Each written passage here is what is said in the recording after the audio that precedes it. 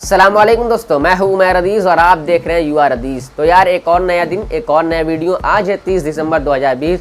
आज हम आपके सामने फिर से उसी किताब के साथ हाजिर हैं। इस किताब का नाम है बुनकरों के रोजगार की बदहाली का जिम्मेदार कौन, शासन, व्यापारी वर्ग या खुद बुनकर। और आज हम हैं दोस्तों सातवें प्रश्न की ओर बढ़ते हैं। और वो प्रश्न क्या है? प्रश्न ये है कि नए नए आइटम में अनलिमिटेड मुनाफा रखना, जिस कारण, ये हेडिंग है, जिस कारण 1 से 5 महीनों में रेट का कम हो जाना, फिर लागत से ज़्यादा कीमत पर माल बेचना। मैं पहले से ही आपको बता दूं कि जिसको भी ये आंसर, ये उत्तर गलत लगे और उसको कोई सजेशन देना तो हमें कमेंट बॉक्स में ज़रूर बताएं। और अगर आप हमारे चैनल पर नए हैं तो प्लीज़ इस चैनल को सब्सक्राइब करना ना भूलें, बगल में बेल आइकन को भी प्रेस कर दें ताकि हमारे वीडियो की नोटिफिकेशन आपको सबसे पहले मिल सके। और आप इस वीडियो को ज़्यादा से ज़्यादा शेयर करें ताकि ज़्यादा से ज़्यादा बुनकरों तक ये वीडियो पहुँचे। तो चलिए बढ़ते हैं प्रश्न की तरफ। प्रश्न ये है कि नए आइटम का शुरुआत में दाम ज़्यादा और कुछ समय बाद लागत से कम कीमत पर माल बेचने के पीछे क्या कारण है, विस्तार से बताएं। इसका प्रश्न का मतलब मैं आपको बता दूं कि इसमें प्रश्न में पूछा गया है कि जब नया माल तैयार किया जाता है, यानी कोई भी चीज़ मार्केट में नहीं आती है, तो इनके कहने के हिसाब से, इनके कहने के अनुसार कि उस माल पर, उस आइटम पर ज़रूरत से ज़्यादा प्रॉफिट बुनकर लेते हैं इनके अनुसार। तो बढ़ते हैं जवाब की तरफ। जवाब यह है कि जब भी कोई नया डिजाइन आइटम जब मार्केट में आता है तो बुनकर उस आइटम डिजाइन की कीमत उसके लागत से लगभग दुगना निर्धारित करते हैं। जैसे 300 रुपये लागत वाले आइटम पर 600 में बेचते हैं और मार्केट में इस आइटम के पॉपुलर होने के बाद दूसरे बुनकर भी उसका प्रोडक्शन कराते हैं और कंपटीशन होने के कारण वो जो 600 की साड़ी बिकती थी या 600 का जो भी माल बिकता था उसको वो 550 में कर देते हैं ताकि उनको ऑर्डर ज़्यादा मिले, उनका माल ज़्यादा सप्लाई हो। 550 में हो गया। अब और ज़्यादा पॉपुलर होने पर दूसरे बुनकर जो माल तैयार कर रहे हैं वो 500 कर देते हैं। धीरे धीरे इसी हिसाब से, इसी अनुसार, इसी क्रम बाय क्रम माल की कीमत घटती जाती है और जो सबसे पहले माल तैयार कर रहा होता है उसको भनक भी नहीं होती है कि इस माल का क्या रेट चल रहा है और वो धड़ल्ले से उसको सब प्रोडक्शन करवाता रहता है। तो आखिर उसके पास उस आइटम की इतनी ज़्यादा क्वांटिटी हो जाती है कि उसको आखिर में मजबूर होकर उस जो 600 का बेचता था उसको 300 या फिर उसकी लागत से भी, यानी प्रोडक्शन कॉस्ट से भी कम उसको बेचना पड़ता है। तो इसमें ये कहने की कोशिश कर रहे हैं।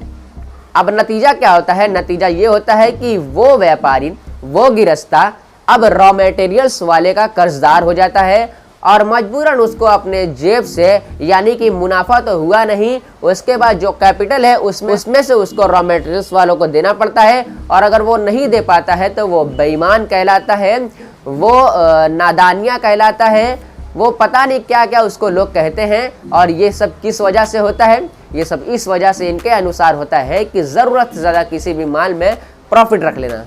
अब सवाल यही उठता है कि आखिरकार ये सिलसिला जो लगातार चल रहा है वो ख़त्म कैसे होगा, रुकेगा कैसे? इसकी मुख्य वजह क्या है जो नादान बुनकरों को आखिर समझ में क्यों नहीं आ रही है? तो इसका मुख्य वजह यही है कि जब भी कोई आइटम डिज़ाइन अगर मार्केट में पॉपुलर होता है तो उसका मूल्य लागत से दुगना रखना, यानी ज़रूरत से ज़्यादा लाभ कमाना। जबकि उसूल यह होना चाहिए कि बुनकरों को अपने माल की पूरी लागत से 20 से 30% ज़्यादा प्रॉफिट रखना चाहिए, यानी जितनी उनकी लागत है, जितना प्रोडक्शन कॉस्ट है, उस पर 20 से 30% इनके अनुसार प्रॉफिट रखना चाहिए। क्योंकि ज़रूरत से जब प्रॉफिट रख लेते हैं तो दूसरा बुनकर जो उस माल को तैयार करता है वो प्रॉफिट कम कर लेता है और प्रॉफिट कम करके उस माल की वैल्यू कम कर देता है। और जिसके बाद आप बेईमान भी शायद कहलाते हैं या फिर बाद में और लागत घटती जाती है, यानी और उसकी जो सेलिंग प्राइस है वो घटती जाती है। और एक दिन ऐसा आता है कि उसकी एक्चुअल कॉस्ट, जो प्रोडक्शन कॉस्ट है, उससे कम सेलिंग प्राइस हो जाती है। तो इन्होंने एक वजह तो ये बताई कि केवल 20 से 30% मुनाफा रखना चाहिए और दूसरी वजह ये बताई, यानी दूसरा जो सजेशन दिया वो ये दिया है कि बुनकरों द्वारा कंपटीशन में लगातार दाम में गिरावट के गंदे खेल ना खेले जाएं और यही दूसरे बुनकर झक मार कर उस कीमत पर उचित गुणवत्ता पर माल बेचते हैं। और मार्केट में आपस का कंपटीशन माल की गुणवत्ता के आधार पर होता है, न कि रेट पर। और सभी बुनकरों को अच्छे गुणवत्ता और सही रेट पर माल बेचने के कारण पूरी दुनिया के मार्केटों में माल की मांग बढ़ती और बनारस के बुनकरों का पूरी दुनिया में पहले की तरह नाम ख्याति होता और बुनकरों के काम धंधे में हर तरह की खुशहाली आती। इसलिए इस कारण से सभी बुनकरों को आपस में मिलजुल कर मुनाफे का निर्धारण एक निश्चित परसेंटेज पर तय करना चाहिए जो सभी के लिए एक हो और कंपटीशन रेट का ना होकर माल की क्वालिटी पर होने चाहिए, क्योंकि उत्कृष्ट माल की ही मांग मार्केट में होती है और डिमांड बढ़ने से सभी बुनकरों की रोजी रोजगार में बढ़ोतरी अपने आप होने लगेगी। तो इन्होंने एक सजेशन तो ये दिया कि 20 से 30% मुनाफा रखा जाए, और दूसरा ये कि जो भी दूसरे नेक्स्ट लेवल पे जो बुनकर उसका प्रोडक्शन कर रहा है उसको चाहिए कि जो वैल्यू चल रही है मार्केट में उसी रेट पर वो माल बेचे, उसी रेट पर वो अपने जो भी आइटम्स है, जो भी गुड्स है उसको सेल करे, ना कि कंपटीशन के हिसाब से उसको कम करे। क्योंकि और भी किसी भी चीज़ में आप देख लीजिए, कहीं भी जाइए, अगर मान लीजिए मैं छोटा सा एग्जांपल देता हूँ, आप किसी भी मार्केट में जाते हैं, चाहे वो फल फ्रूट की मार्केट हो, चाहे फिर वो किसी मेवे की मार्केट हो, ड्राई फ्रूट्स की मार्केट हो, तो वहाँ आप जाएंगे, सारी दुकानों पर पूछेंगे एक रेट, कोई भी ये नहीं कहेगा कि आप हमारे यहाँ से ले लीजिए, हम आपको इतना सस्ता दे देंगे। तो आखिर बुनकरों में ये क्यों होता है?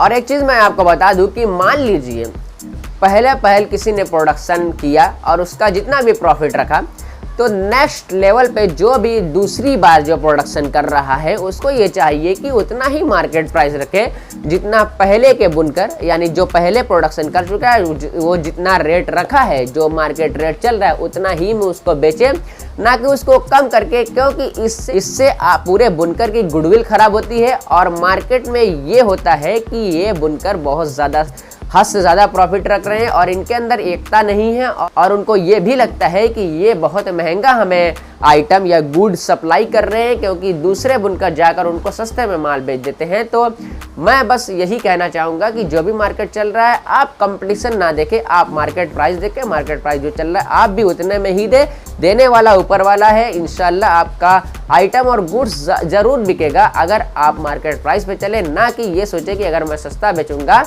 तो मेरा माल ज़्यादा बिकेगा। ऐसा बिल्कुल नहीं है, क्योंकि किस्मत पहले से ही लिखी जा चुकी है। एक बात आप याद रख लीजिए कि ज़रूरत से ज़्यादा और टाइम से पहले आपको कुछ नहीं मिल सकता। तो जिस टाइम में जितना आपको लिए लिखा है उतना ही आपको मिलेगा। तो इसलिए मेरी रिक्वेस्ट है कि आप कंपटीशन को देखते हुए या फिर इस कट थ्रोट कंपटीशन में आप मार्केट प्राइस को ना खराब करें। जो मार्केट प्राइस चल रहा है उसी पे माल को, अपने आइटम्स को, अपने गुड्स को सप्लाई करें। अगर आपको ये वीडियो पसंद आए तो प्लीज़ इसे लाइक करें, दोस्तों के साथ शेयर करें और हमारे चैनल UR हदीस को सब्सक्राइब करना ना भूलें। मिलता है नेक्स्ट वीडियो में। अल्लाह हाफिज़।